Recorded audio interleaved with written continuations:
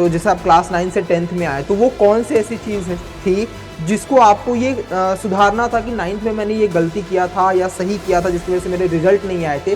10th में वो क्या काम किया, किस पर काम किया कि आपने पूरी रिग्रेसली सिंसियर होकर के पढ़ाई करना स्टार्ट कर दिया? एक बार तो हाफ ईयरली में आपने जो पेपर करवाया था पूरा स्कूल में वही छाप के दे दिया था, तो एक बहुत हेल्प मिली थी।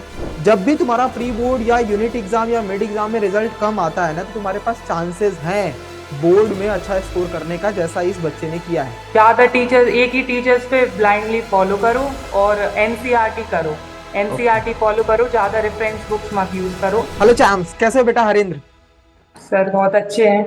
कैसी चल रही है पूरी आफ्टर रिजल्ट की जो रिजल्ट के बाद आपका जो सेलिब्रेशन है वो कैसा चल रहा है आपके घरों में? और आपके पेरेंट्स, आपके दोस्त, आपके सिस्टर्स ब्रदर्स, क्या रिएक्शन कैसा है उनका? सर बहुत अच्छा है, रिजल्ट बहुत अच्छा आया है, जितना एक्सपेक्ट किया था उससे उतना ही आया है।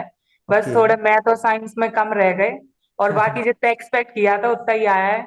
और आप ओके। लोग के जो आपने जगराता मैराथन चले थे तो उनसे भी बहुत मदद मिली।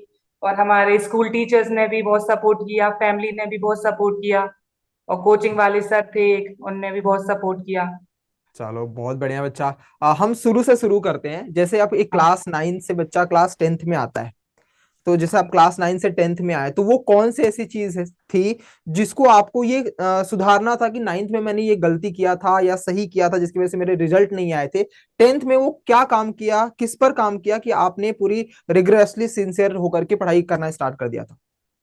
तो पहले तो सर ज्यादा टीचर एक ही टीचर्स पे ब्लाइंडली फॉलो करो और एनसीईआरटी करो। ओके। एनसीईआरटी फॉलो करो, ज्यादा रेफरेंस बुक्स मत यूज करो। एक ही बुक के कॉन्सेप्ट यूज करो, तो उसी से ज्यादा आपको हेल्प मिलेगी। और नोट्स बनाओ, जैसे एक चैप्टर फिनिश हो जाए तो उसके सारे नोट्स और उसके सारे क्वेश्चन पीवाईक्यूज कर लो, तो बहुत हेल्प मिल जाती है sir. Okay. So that means आपने 9th से या 10th में आने के बाद सबसे पहले यही काम एनसीईआरटी और एनसीईआरटी एग्जाम्पलर नोट्स हाँ। बनाना, इसी पर काम करना स्टार्ट कर दिया था, राइट? हाँ। अच्छा ठीक है। तो जैसे मान लीजिए इस समय समर वेकेशन चलता है बहुत सारे बच्चों का, यस जब सर। हम एक मंथ हो जाता है, अप्रैल मंथ कंप्लीट होता है, मई के बाद स्कूल बंद हो जाते हैं। आपने समर वेकेशन में क्या क्या किया था? तो सर समर वेकेशन में तो मैंने जो हमारे आधे से ज्यादा सिलेबस तो हमने समर मैथ और साइंस से समर वेकेशन में कर लिया था। आधा हमारा हो गया था सिलेबस। ओके, वेरी और गुड। बाकी मतलब सब्जेक्ट का था तो वो स्कूल के अकॉर्डिंग ही चलते थे हम लोग। ओके, दैट मीन्स हम अगर बच्चों को बोले कि जो और समर आपके वेकेशन। एक बार तो हाफ ईयरली में आपने जो पेपर करवाया था पूरा स्कूल में वही छाप के दे दिया था, तो एक बहुत भी हेल्प मिली थी। आपने वो करवाया था, प्रैक्टिस सैंपल पेपर नहीं करवाए थे आपने, हाँ बच्चा, हाँ। तो उनसे बहुत हेल्प मिली थी। ओके, तो दैट मीन्स मतलब बस एक चीज यहाँ से सीखने को ये मिल सकती है कि जो अभी जो क्लास 9 से 10th में आए हैं, उनको लग रहा होगा कि समर वेकेशन चल रहे हैं और हम एंजॉय कर लें, तो उनको सीखने की जरूरत है इस बच्चे से, क्योंकि इसने समर वेकेशन में ही वो टफ सब्जेक्ट्स जो बहुत सारे बच्चों को डराता है, जैसे साइंस हो गया, वो मैथ्स, और आपने उन्हीं 2 महीनों में कंप्लीट कर लिया। क्योंकि जैसे आप कंप्लीट करते हो उसके जस्ट बाद आपके यूनिट एग्जाम स्टार्ट हो जाते हैं हाँ सर। ना। तो यूनिट एग्जाम और मिड टर्म एग्जाम्स कैसा रहा था आपका क्लास 10th का? अच्छा रहा सर। तो दैट मीन्स मतलब और मैं क्योंकि जी। प्री बोर्ड में मेरे बहुत कम आए थे, लेकिन बोर्ड में मेरे बहुत ज्यादा आ गए थे। प्री बोर्ड में कितना आया था? प्री बोर्ड में मेरे मैथ में शायद 76 थे, ओके, आउट और ऑफ 100 यहाँ पे और जब 80? 80 out okay. Of 80। Okay, very good. और इंग्लिश में निधि मैम को बहुत बड़ा थैंक्स कहना मैम।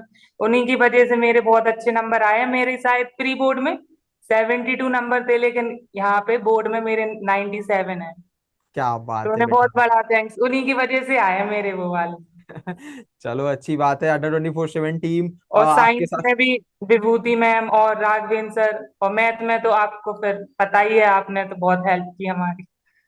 बेटा वो मुझे पता है, लेकिन मुझे क्या कैसे पता है, क्या पता है? मैं तो सारे बच्चों को पढ़ाता हूँ, लेकिन वो हेल्प कितनी आप तक पहुंच रही है, जब उसका रिजल्ट निकलता है तब हमें लगता है कि नहीं, हमने जो भी डायरेक्शन दिखाया है शायद आपकी वो सही थे। जी आप बताओ। लोग जो यूट्यूब पे फ्री कंटेंट देते उससे भी बहुत मदद की, क्योंकि हमने पेड इसलिए नहीं लिया था क्योंकि हमें टाइम नहीं मिलता था, लेकिन हम जो आपके यूट्यूब पे वीडियो डलते थे ना, वो हम हर एक वीडियो अटेंड करते थे। ओके बच्चा, तो सबसे पहले अच्छा मुझे बताओ, आप तो सारे फैकल्टीज के बारे में जानते हो, मैं ये जानना चाहता हूँ कि वो पहला दिन कौन सा था और कैसे आपको अड्डा 24/7 टीम के बारे में पता चला, और आपने पहली क्लास किसकी ली थी? वो तो मेरी दीदी ने बताया था मुझे। अच्छा। तो हाँ, वो अभी 12th में है, वो नीट की तैयारी कर रही है, तो उन्हीं ने बताया था। कि अड्डा 24/7 टीम से आप जुड़ो, हाँ, तो आपने सबसे पहली क्लास किसकी ली थी? सबसे पहली मैंने निधि मैम की ली थी। अच्छा, इंग्लिश से ही शुरुआत किया था। हाँ। अच्छा ठीक है, वेरी गुड। तो अभी वो जर्नी हमारी स्टार्ट रही, मान लीजिए आपने अड्डा 24/7 टीम के साथ जुड़े, आपने बोला कि प्री बोर्ड में भी हमारे रिजल्ट सही नहीं आए थे, तो रिजल्ट प्री बोर्ड के बाद बहुत सारे ऐसे बच्चे होते हैं जो डिमोटिवेट हो जाते हैं कि जब प्री बोर्ड में रिजल्ट नहीं आता है, क्योंकि फैमिली लोग भी बोलना स्टार्ट कर देते हैं, स्कूल वाले भी बोलना स्टार्ट कर देते हैं कि अगर प्री बोर्ड में नहीं आया तो तुम्हारा बोर्ड में भी नहीं आएगा। ये एक मिथ रहता है जो हमेशा मैं अपनी क्लास में बोला करता था कि देखो बेटा, प्री बोर्ड का अगर 60% भी तुम्हारा रिजल्ट आता है ना, तो तुम समझ लो बोर्ड में 90+ मार्क्स लेकर के आते हो, आ सकते हो। हाँ कि सर। प्री बोर्ड एक तरीके से हमारे लिए हवा बना दिया जाता है, और स्कूल्स में किसी भी स्टैंडर्ड का लेवल सेट करके दे दिया जाता है, वो इसलिए हाँ, कि यस, वो प्री इसलिए बोर्ड टफ आते हैं, हमारे स्कूल में टफ ही दिए थे टीचर लोगों ने, हाँ, तो ताकि सही है आपके उससे बच्चों को, हाँ, बोर्ड में अच्छा स्कोर कर सकें। यस बेटा, तो वो हमारे लिए बेनिफिट है। लेकिन बहुत सारे बच्चे, इवन उनके पेरेंट्स या फिर सोसाइटी या स्कूल वाले भी बोलते हैं और बार बार बोलते हैं, मेरे पास बहुत बच्चों के मैसेज आते थे प्री बोर्ड में कि सर मुझे ये बोला जा रहा है कि मुझसे नहीं हो पाएगा, क्या सच में हम बोर्ड में रिजल्ट्स नहीं ले पाएंगे? तो मैं बस इतना कहना चाहूंगा कि जो भी बच्चे इस वीडियो को देखेंगे, जब भी तुम्हारा प्री बोर्ड या यूनिट एग्जाम या मिड एग्जाम में रिजल्ट कम आता है ना, तो तुम्हारे पास चांसेस हैं बोर्ड में अच्छा स्कोर करने का, जैसा इस बच्चे ने किया है। तो बस खुद पर विश्वास रख करके मेहनत करते रहना, डेफिनेटली आपके रिजल्ट्स जरूर बोलेंगे। अब मैं पूछना चाहता हूँ बच्चा कि आपके लास्ट, क्योंकि जो जब हमारा स्कूल बंद होता है दिसंबर के बाद, या जैन के फर्स्ट वीक तक क्लोज हो जाते हैं, वो जो हमारे 2 मंथ का टाइम रहता है, जिसमें बहुत सारे बच्चे बहुत पैनिक हो जाते हैं। क्यों? क्योंकि उनके सारे, जैसे कोचिंग अगर कर रहे होते हैं तो most of the coaching classes चलती रहती है, बट स्कूल पूरा बंद हो जाता है। उसके अलावा क्लासेस जहां पर लिया जाता है वो रफ स्पीड में कराई जाती है, कभी हो रही है कभी नहीं हो रही है। तो एक बच्चे का माइंडसेट वो अपने आप को उस 2 महीने में कैसे तैयार करता है? आपने क्या क्या किया उस 2 मंथ्स में? सिर्फ क्लासेस लगाई, पीवाईक्यूज लगाया, या सैंपल पेपर लगाए? सैंपल पेपर तो मैंने दिसंबर के टाइम से मेरा दिसंबर तक पूरा सिलेबस हो गया था, तो ओके। सैंपल पेपर ज्यादा, एक ही सैंपल पेपर पे फोकस किया मैंने, उसको बार अच्छा। बार लगाया।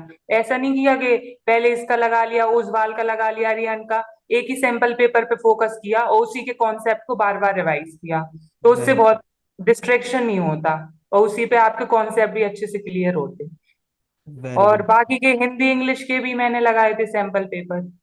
तो टोटल कितने सैंपल पेपर लगाए थे आप? वो 5 लगाए थे, हर एक 5? सब्जेक्ट का एक एक। हाँ, और 5 मैथ रखे? का एक एक्स्ट्रा और लगाया था। ओके। इनफैक्ट मैथ में तो मैंने R D Sharma, R S Agrawal का हर एक एक क्वेश्चन लगाया था। क्या बात है बेटा।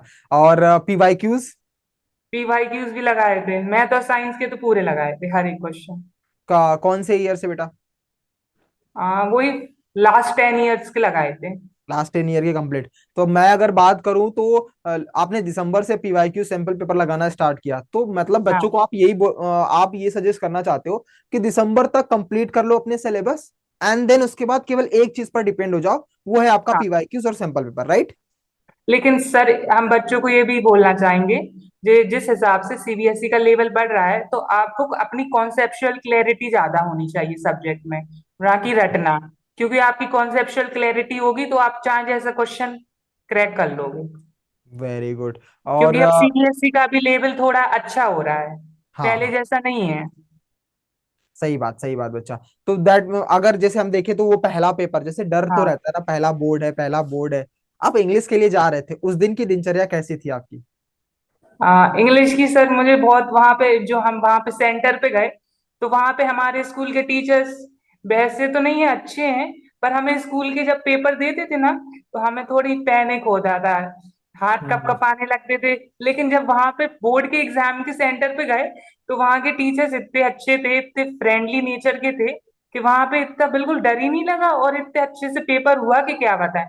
और जो हमारे स्कूल में हमने जो पेपर दिए थे, उससे इतने अच्छे गए हमारे वहां पे सेंटर पे, कि हम्म। क्या बताएं आपको। अच्छा अच्छा, तो जैसे सभी बच्चों को पूरे साल बोला जाता है कि बोर्ड बहुत टफ आता है, पता नहीं क्या क्या उसमें बाण चलाए जाते हैं, तीर धनुष गोली वो बारूद तो, सब बम पटाखे, क्या सच में ऐसा होता है? नो सर, ये फेक रूमर्स फैला देते बच्चे, कुछ नहीं होता। ऐसा कुछ भी नहीं होता ना। Very good. यही हम सिखाना, यही हम बताना चाहते हैं कि हमारा जो टेंथ बोर्ड होता है ना वो बहुत गोल्डन, हम लोग इसीलिए ऐसे ही नहीं बोलते कि ये बहुत गोल्डन एरा है, क्योंकि इसमें आपकी सारी खुशियां, सारे पेरेंट्स पहली पहली बार आपकी तरफ एकदम बहुत अच्छे तरीके से अट्रैक्शन, मतलब सोसाइटी का आपका आपके ऊपर डिपेंड रहना, आपकी मतलब आपकी हर एक हरकतों पर सबकी नजर रहती है और आपका सपोर्ट सारे लोग मिलकर के करते हैं। उसके बाद पहली बार बोर्ड में बैठो तो एक अलग सी हैप्पीनेस हो जाती है, जब पहला पेपर निकल जाता है तो एक अलग ही डर खत्म हो जाता है कि हाँ यही था बोर्ड पेपर जिसके लिए मैंने पूरे साल डरा था, है ना, तो ऐसा होता है। तो प्री बोर्ड से पेपर के बाद आपने प्री बोर्ड में कितने परसेंटेज आए थे अप्रोक्स आपके? प्री बोर्ड में मेरे 90 से, प्री बोर्ड में शायद मेरे 95.8 थे। 95.8 और यहाँ पर है 97.2।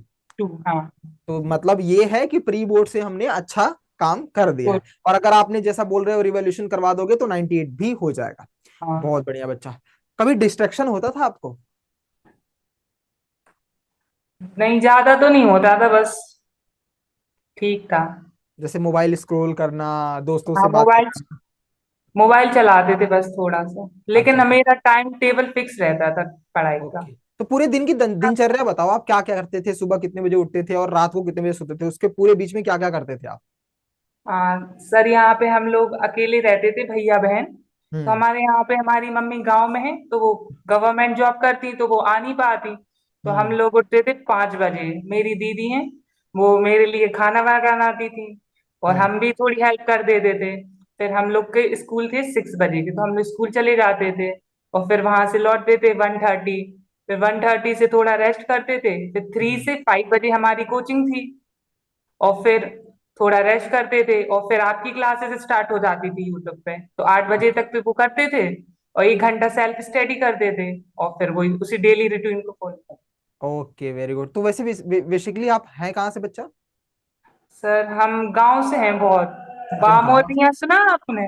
कौन सा गाँव बेटा? झांसी डिस्ट्रिक्ट सुना, झांसी हाँ डिस्ट्रिक्ट। झांसी झांसी। उसके अंदर भी बहुत गांव, लास्ट ही में है हमारा गांव ज्यादातर। और कुछ और सजेशंस, कुछ और पॉइंट जो आपके दिल में हो, जो आप बोलना चाहते हो किसी के लिए भी, कुछ भी,